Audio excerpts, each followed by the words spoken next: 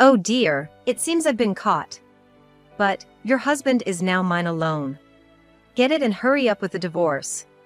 I, who had stumbled upon my younger sister, Mariana, and my husband, Steve, in an affair, confronted my sister resolutely despite being shaken. However, my husband was adamant about divorcing and left home with my sister. I decided not to mix personal issues with work, but since the president of the company where I work is my father-in-law, it didn't take long for him to notice something was wrong. When I opened up about everything, he was furious with my husband's actions and planned revenge. Yet, 2 years later, my father-in-law passed away. Enter my ex-husband and sister, smugly arriving for the inheritance, but my father-in-law's revenge plan triggered an unbelievable outcome. When I was over 30, the president of the company I worked for took a liking to me and arranged a meeting with his son. Initially, I refused, but the president was very fond of my work and character, and insisted that I marry his son. He even said it was okay to refuse if I didn't like him, so I agreed to the meeting to honor the president. Meeting him, I was drawn to his bright, pure, straightforward nature, incapable of lying. After a few dates, we decided to get married. 5 years have passed since then, and I'm in my late 30s. I feel like these next few years are crucial if we're going to have children. But my husband says there's no need to rush. A childless life together isn't bad either. His easygoing nature, along with our flexible approach to marriage, lessened my sense of obligation to have children. Instead, we cherished each other and led a happy married life. My husband is an only child, but I have a younger sister, Mariana, who is 10 years younger. With such an age gap, I often felt more motherly towards her. I prefer a stable and modest lifestyle, while Mariana is the opposite, living for the moment and not worrying about the future. This mindset is fine as a student, but questionable as an adult. I once bluntly told her she needs to take responsibility for her life, especially as our parents age. Naturally, this caused a rift between us. My sisters and I weren't on good terms even before that, so needless to say, that argument caused us to grow further apart. Mariana's flashy lifestyle and like-minded friends used to disrupt our family home. Eventually, I moved out and started living alone. Later, I met my husband, Steve, through an arranged meeting. Despite being in her late 20s, Mariana was still living a carefree life. When I moved into my new home with Steve, Mariana started visiting frequently. Initially hesitant, she soon became a regular, to the point of overstaying her welcome. I tolerated her visits, not wanting to strain my marriage. I didn't want to spoil our relationship between husband and wife by making a lot of comments. Steve often sided with Mariana, even when I knew she was being unreasonable. I wanted Steve to be on my side. One day, 5 years into our marriage, Mariana unexpectedly visited on a weekday night. She usually visited on weekends, likely because Steve spoiled her. Of course, my husband pampers her, so that's what she's aiming for. Concerned, I asked why she came. Mariana had a big fight with our parents and left home. She didn't want to return, claiming they interfered with her life. I intended to support her ambitions, thinking our parents opposed them. But the truth was different. Approaching 30, Mariana still doesn't have a steady job and won't contribute to living expenses. When our parents asked her to at least help around the house since she can't pay, they ended up arguing. They want me to convince Mariana to come back home. They know she won't listen to me, though. Probably, they're hoping my husband Steve could persuade her. When Steve returned, I urged Mariana to go back and talk to our parents. But my sister doesn't want to go home and complains that she wants to stay here for a while. She refused, pleading with Steve instead. It seemed she was more interested in persuading my husband than me. If you say so, Steve, my sister will listen. After all, it's your house, right? You have the say here, don't you? Sure, the house is in Steve's name, but I contribute to the living expenses too. I thought it was unfair to rely solely on Steve's decision. Steve knows I pay part of the bills. I trusted him not to make a decision alone and waited for his response. But my hopes were dashed in an instant. Sure, let's live together. He casually agreed to Mariana moving in. Mariana and Steve seemed to have similar tastes, getting friendlier every time they met, making me feel almost jealous of their closeness. Mariana knew how to charm Steve and keep him in a good mood. I never made Steve angry, but his expression was clearly different when Mariana was around. Mariana quit her part-time job soon after moving in, claiming it was too hard to commute from our house. She said she'd look for something nearby, but there was no sign she was even trying. Instead, she dumped all the housework on me when I got home from my full-time job. You're home all day, so you should handle the housework, right? I'm tired from job hunting. Besides, I'm taking care of Steve, so it's only natural for you, who has more free time, to do the housework. Mariana was like a doting new wife, taking care of Steve. Welcome home, Steve. Shower first or beer? Dinner's not ready yet. My sister has been slow. She knew there was no bathroom cleaned or cold beer ready, yet she said that. Then she'd call me an incompetent wife. Steve didn't help, just laughing at our exchanges. You sisters get along so well. How can anyone think we're getting along when Mariana is clearly dissing me? How do you think we're good friends? I was boiling inside. But I didn't lash out at Steve or Mariana because I didn't want to ruin my marriage. I still had some faith in Steve, thinking he just wanted to be on Mariana's side because he felt sorry for her. Then, my father-in-law fell ill and was hospitalized. As a manager, I was informed, so there were quite a few employees visiting him. The hospital provided complete nursing, so there was no need for family to be constantly there. Still, I visited him every day after work, staying until the end of visiting hours. He worried if I was too busy with work and home. Despite his own health issues, he was such a kind person. But Steve didn't visit, claiming he was too busy with work. I tried to get him to see his father, but he wouldn't listen, too busy with various commitments. One of which was going out with Mariana. I begged him to stop by, even for a little while, but it was no use. If you're so concerned, you take care of Dad. As if I wasn't already. Feeling guilty for not getting Steve to visit, I spent even more time taking care of my father-in-law. This meant Steve and Mariana spent more time alone at home. They grew closer while I was away. Even when I was home, they were always together, acting like a couple or newlyweds, especially when Steve took Mariana to the new mall. And yet, I couldn't ask Steve to stop being so close with Mariana. Not only was she staying with us, but Steve was also covering her share of the living expenses. I once offered to bear the cost, but since it was Steve who allowed it, he's the one paying. However, I couldn't speak up against him because I'm adding to his burden. This went on for about 3 months until one day.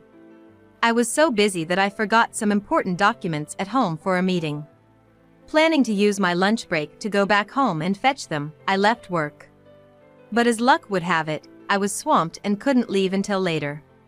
While I did tell my staff to take their full hour for lunch, I took a late break and went home. There, I stumbled upon a shocking scene. I expected Mariana to be home alone on a weekday afternoon. But there was Steve on the living room sofa, in the midst of an affair with Mariana. Too engrossed to notice my return. My heart raced and hands trembled with shock. But I knew I needed evidence, so I took photos with my phone. When they changed positions, Mariana noticed me. She provocatively urged Steve on, not caring that I was watching. Steve, seeing me reflected in the window, looked guilty. His desire seemed to have vanished, but Mariana was undeterred, suggesting they continue to spite me. Steve's mine now. You're so clueless for not noticing anything these past 3 months. If you loved him, you would have noticed, right? Mariana mocked me, implying my ignorance meant I didn't love Steve. How could I not notice? If it weren't for you moving in, I would have spoken up to my husband. I blamed Mariana, believing if she left, Steve would come back to his senses. I wanted to lash out more. But my inherent earnestness prevented it. It wasn't just one person's fault in an affair. Even if Mariana seduced him, Steve chose to respond. Knowing this, I still targeted only Mariana. You've always been the same. You take what you want, regardless of who you hurt. How many people have you upset? I was probably at the top of that list. Mariana always got what she wanted, while I hesitated and thought things through. Only to find she had already taken them. I don't know how she came up with the money, but I'm sure she begged the older boyfriend she was dating at the time. That's the case even now. She approached Steve, not because we were close, but because he was the son of a wealthy company president. She laughed off my anger, calling me foolish for being outsmarted. Steve then spoke up for the first time. You're also unaware of how you belittle and look down on people. Do you even realize it? He confessed being with me was painful, and Mariana was his escape. He thought I was perfect and unforgiving.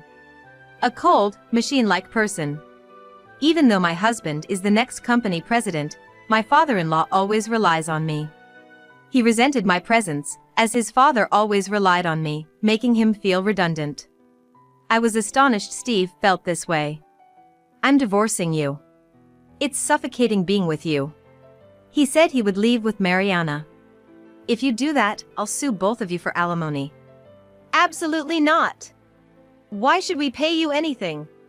Steve agreed with Mariana, threatening to cut ties with his father and quit the company if I demanded alimony. If Steve, the future company president, leaves the business, it won't survive. Even now, there are board members grumbling about what the next president is doing. You can't do it, can you? You feel too much gratitude towards my father, the current president, to put him in a difficult position. Steve was right. I owe my current position to my father-in-law, the company's president. Plus, if he learns about this, it might worsen his illness. The emotional shock would be too much. I understood more than anyone that this wasn't the time to be assertive. Mariana walked past me, smirking, while I stood there unable to respond. Steve passed by in silence, and I heard the front door close behind them. They left hand in hand. I couldn't bring myself to tell my father-in-law about Steve and Mariana, so I pretended as if nothing had happened. I knew he would find out eventually, but I decided to keep it hidden at least until he was discharged from the hospital. A few days later, Steve sent me divorce papers, with a hastily scribbled note of a lawyer's contact information. Not contacting felt like a form of resistance. I thought about discussing it with my father-in-law after his discharge, but after calming down, I realized I didn't miss Steve as much as I thought. My only concern was repaying the kindness shown by my father-in-law. I didn't want to cause him any more trouble. So, feeling it was wrong to hesitate, I decided to contact the lawyer to proceed with our divorce. I carried the divorce papers with me, planning to visit the lawyer after visiting my father-in-law at the hospital. I tried to act normal, but he noticed my lack of spirit and asked if something was wrong. I denied it, but he saw through my pretense. I couldn't deceive him and ended up confessing everything since his collapse, including Mariana being Steve's affair partner. It was hard to say the words. I felt responsible, as Mariana's sister, for setting the stage for their affair. If I hadn't married Steve, none of this would have happened, and my father-in-law wouldn't be saddened. But he insisted it wasn't my fault. He said cheaters will cheat regardless of their partner, and they repeat their actions even when blamed. Moreover, an affair with one's wife's sister is unforgivable. He was so appalled by my husband's pathos that he doesn't even feel like getting angry at me, asking why he doesn't try to confront his jealousy that he's being neglected by something else. Already fed up, he was ready to cut ties with Steve. That's when I learned about Steve's past misdeeds, putting his position as future president in jeopardy. My father-in-law urged me to demand alimony and proceed with the divorce. But I shared my concern. If I demanded alimony, Steve threatened to cut ties with his father and quit the company. Cut ties with me? Leave the company? I'd rather declare it myself. He mentioned cut ties with Steve, but I knew it's not easy to sever family ties. No matter what the reason, it must take a lot of determination to cut ties with your family. If it were, I'd have cut ties with Mariana. After some thought, my father-in-law seemed to have made up his mind and made me a proposal. My father-in-law made a proposition that left me speechless. He told me to take my time deciding, and until then, he'd wait for the divorce papers. I decided to wait until then to file for divorce. I couldn't decide alone, so I consulted my parents. They supported any decision I made. Mariana's actions were unforgivable, and they too felt it was time to take a stand. After careful consideration, I accepted my father-in-law's offer. I informed him, then visited the lawyer and notified Steve. He was overjoyed, believing I'd followed through with our deal and not demanded alimony. He even ordered me to diligently care for his gracious father until the end. I could have spoken up now that I was no longer bound to Steve, but I chose to play along, following my father-in-law's plan to exact revenge on Steve and Mariana. That's why I decided not to argue and play the role of a useless woman who can't disobey her ex-husband. 2 years later, my father-in-law, who had been hoping to return to the company, passed away. I stayed by his side until his last breath. There were close calls, but he had overcome them. I believed he would pull through this time too, but the accumulated strain and his age took their toll. I informed Steve of the close calls, but he never showed up, dismissing them as not critical. I contacted Steve just before my father-in-law passed away. The doctors had said it was time to prepare for the worst. I urged him to visit while he could to avoid regrets, but he never came to the hospital. My father-in-law passed away surrounded by me and the company's executives. I had little time to mourn, as I had to arrange the funeral and notify people who had known him. The first person I had to inform was Steve, as the actual son. I told him about the death with a shaky voice, and this time, he asked detailed questions about where to go. I answered as best as I could. Then, Steve arrived at the family home with Mariana. Relatives' visits were the priority, followed by company associates. Many employees voluntarily helped behind the scenes. Steve seemed unaffected by his father's death. People grieve differently. Some cry openly, others remain stoic in public and grieve in private. So even though it looks like my ex-husband doesn't feel anything towards my father-in-law, I don't know what's going on in his heart. So, I thought best to leave Steve alone. But as I was about to leave, he stopped me. "Where are you going? I need to talk to you." He blocked my way with a low, growling voice.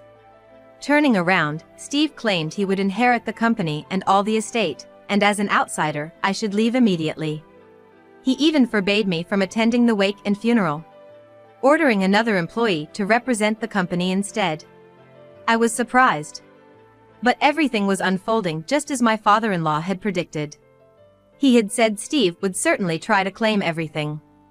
I relayed the script my father-in-law had given me to Steve. "I'm not an outsider. After our divorce, your father adopted me as his heir." Steve, in disbelief, began to panic. "How dare you do this without consulting me, his son? It's invalid. I don't need your permission to be adopted by your father. And now, I inherit everything." When my father-in-law adopted me, a notary public prepared a will bequeathing everything to me, with his lawyer present. Steve knew the lawyer and could verify if he didn't believe me. My father-in-law had foreseen Steve's actions, and as expected, Steve realized I wasn't lying. "If you had visited your father even once, maybe things could have been different." The likelihood was slim, but depending on Steve's redemption, he might have received some inheritance. Steve had no comeback and fell silent. But Mariana hadn't given up. Dredging up some knowledge she thought might be useful. She's always been quick-witted about such matters. I think my sister's life would have changed if she had used it for something else, but it might be too late. She claimed that even with a will, Steve was entitled to a forced share. I expected Steve to jump on this, but he just looked more uncomfortable and stayed silent. I knew why. My father-in-law had disowned Steve after he accumulated a massive debt as a bachelor, which my father-in-law had to pay off. The debt wasn't a few million, but tens of millions of yen. When my father-in-law covered it, it wasn't without conditions. One was that Steve had to repay a set amount each month, interest-free. The other condition was giving up his right to a compulsory portion of the inheritance in lieu of repayment. Maybe Steve thought it didn't matter since he'd inherit anyway. He probably saw the debt write-off as more beneficial. I don't know his exact thoughts when he signed the waiver, but that meant Steve had no right to any compulsory portion. My father-in-law had lost patience with him, but he hadn't considered cutting ties with him yet.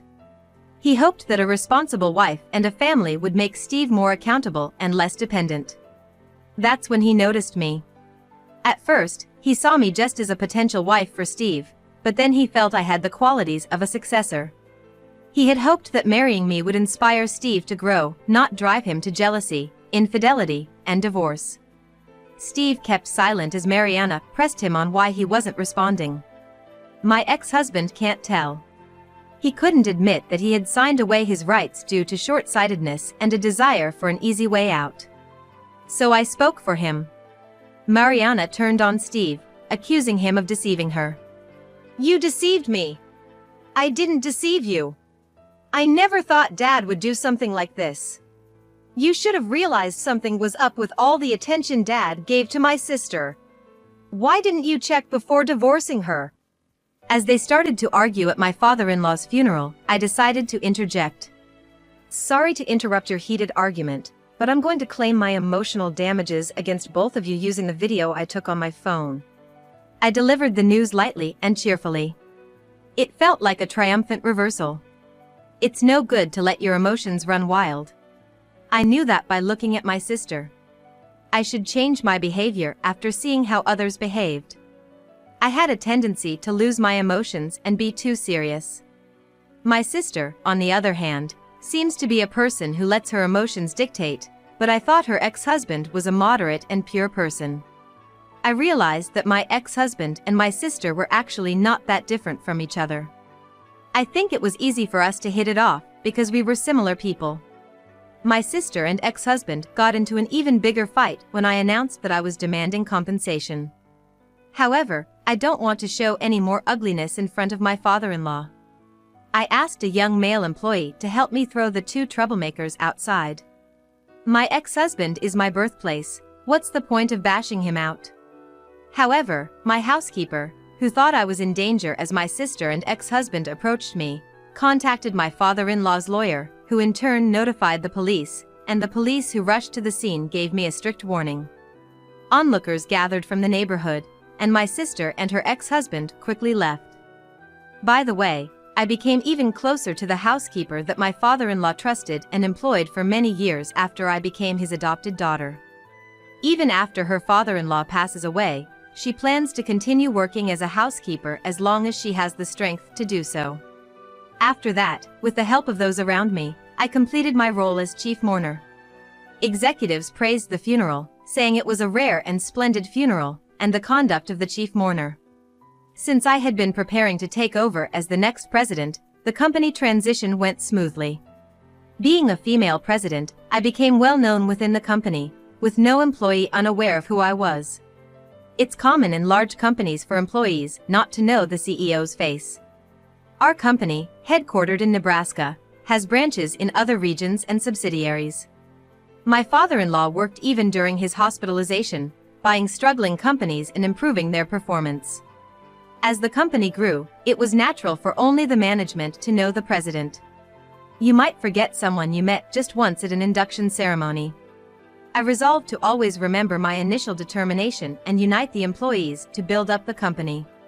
My father-in-law had started with the same intention but gradually lost it as the company expanded. When I was uncertain, my father-in-law always told me to go back to the basics and to listen to others' opinions but make decisions responsibly. He taught me many lessons from his successes and failures. Based on these, the first thing I did as president was to reorganize the staff. Though I only fired one person. Steve, who believed he would be the future president, had been misusing company funds. Even as president, the company's money isn't personal funds. He didn't even understand that basic principle. No matter how dire the circumstances, using company funds is absolutely unacceptable. However, I didn't want to dismiss someone without hearing their side. Even if their reasons were trivial. It's better than acting rashly and dealing with complications later. Steve's excuse was pathetically inadequate. He wanted to live a luxurious life with Mariana. Apparently, he indulges every whim of hers. "She's all I have. What am I supposed to do if she leaves me? What's wrong with using the money for that? He didn't even see the embezzlement as wrong, so I fired him without any sympathy. After that, Steve and Mariana had to work tirelessly every day to pay back what they embezzled and the damages to me. Mariana, who had always been carefree, was now doing grimy manual labor at 30. Initially, she complained about her nails and getting tanned, but now she's too exhausted to complain under her strict boss. Steve, once praised as the next president, now gets reprimanded even by new employees. Hey janitor, make sure to throw out the trash properly. By chance, his job at a cleaning company ended up being at his former workplace. It was lucky for me, as I could monitor their repayment. Thanks to the housekeeper, who agreed to continue her duties after my father-in-law's passing, I could focus on work without worrying about home. My current goal is further expansion and international outreach. While I may not have been suited for marriage, finding a fulfilling job has made this the most rewarding time of my life.